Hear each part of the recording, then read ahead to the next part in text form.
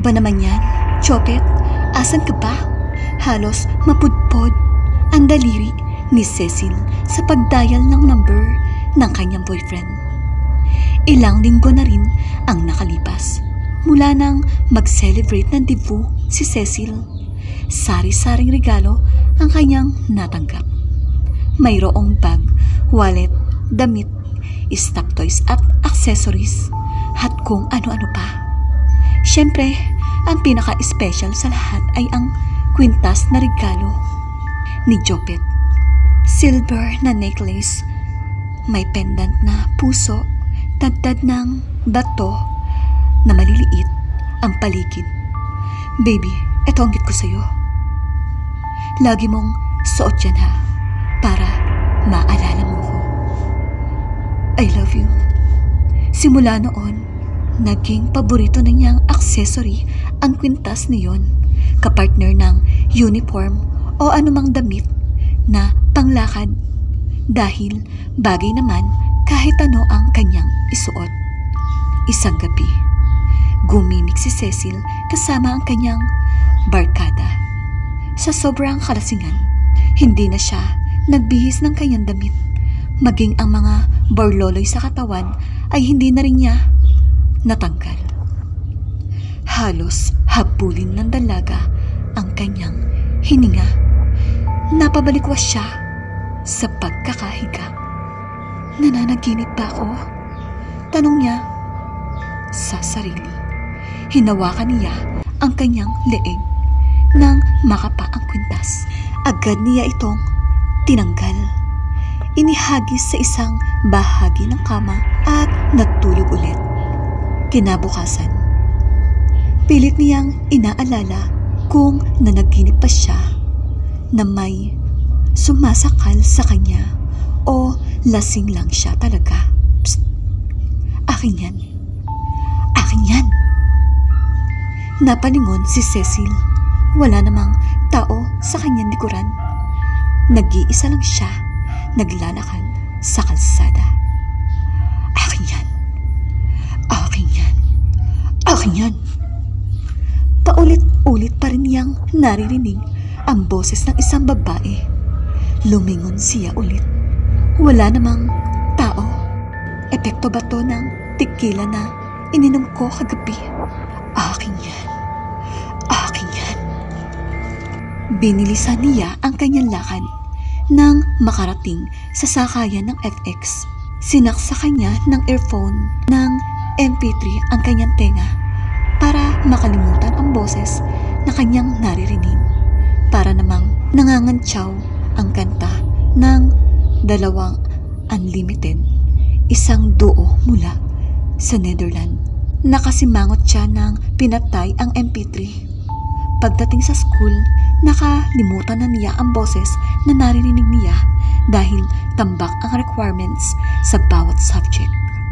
Pag-uwi sa bahay, kaagad siyang nakatulog sa sobrang pagod. Akin yan! Akin yan! Akin yan! Akin yan! Nagising siya sa boses na yon. Nagpatugtog siya ng radyo, ng MP3. Lahat na ng pwedeng gawin ay ginawa niya para makatulog ulit. Pero hindi na siya dalawin ng antok. Kakaisip kung bakit may boses siyang naririnig at anong bagay ang mayroon siya na inangkin ng may-ari ng boses. Akin lahat ng gamit ko. Wala naman akong ninanakaw na gamit. Haggard na pumasok sa school si Cecil. Hindi na rin niya napigilang ikwento kay Jopet ang kakaibang nangyari sa kanya. Baby, stress lang yan. Dami kasi nating ginagawa dito sa school. Hating gabi na nang nakauwi si Cecil. Nag-discuss sila ng kanyang groupmates sa case study na ipepresent nila sa business management class para sa susunod na linggo. Sa sobrang kapaguran, nagpalit na lamang siya ng pantulog at kaagad nang humiga. Hindi pa lumalalim ang kanyang tulog nang maramdaman niyang may sumasakal na naman sa kanya. Hinawakan niya ang leeg. Nakapaniya, nasuot pa rin niya ang kwintas na regalo ni Chopet. Kinapa niya ang lock ng kwintas. Pinilit niyang tanggalin ito sa pagkakalak, pero hindi niya matanggal. Inikot na niya ang lock sa kanyang harap para makita ito, pero hindi pa rin niya matanggal ang kwintas. Ano ba? Matanggal ka na? Ano ba? Gigil na gigil niyang tinatanggal ang lock, pero hindi niya maintindihan kung bakit hindi niya ito matanggal-tanggal. Samantalang noon naman ay kahit kinakapa niya ang lock ay natatanggal na ito agad. Habang pinipilit niyang tanggalin ang kwintas ay lalong humihigpit naman ito sa kanyang leeg. Pahigpit ng pahigpit. Para siyang nakikipaglaban sa isang puwersang nagmumula sa kwintas. Nang inalis niya ang kanyang kamay sa kwintas, dahan-dahang nawala ang pagkakahigpit nito sa kanyang leeg. Hinahabol na naman niya ang kanyang hininga. Ano bang nangyayari? May nararamdaman siyang hapdi sa kanyang leeg. Nagkasugat pa siya.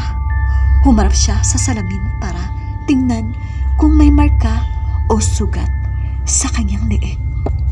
Ang nakita niya sa salamin, siya at ang isang babaeng nakatayo sa kanyang likuran. Nakalambitin ang mga kamay nito sa kwintas na suot niya. Nakatitig ang babae sa kanya. Matalim ang mga titig. Akin yan. Akin yan. Akin yan. Lumingon si Cecil. Wala namang babae sa kanyang likuran. Kinurot-kurot niya ang sarili kung nananaginip pa siya. Marahas niyang hinila ang kwintas mula sa leeg, kaya't naputol ito.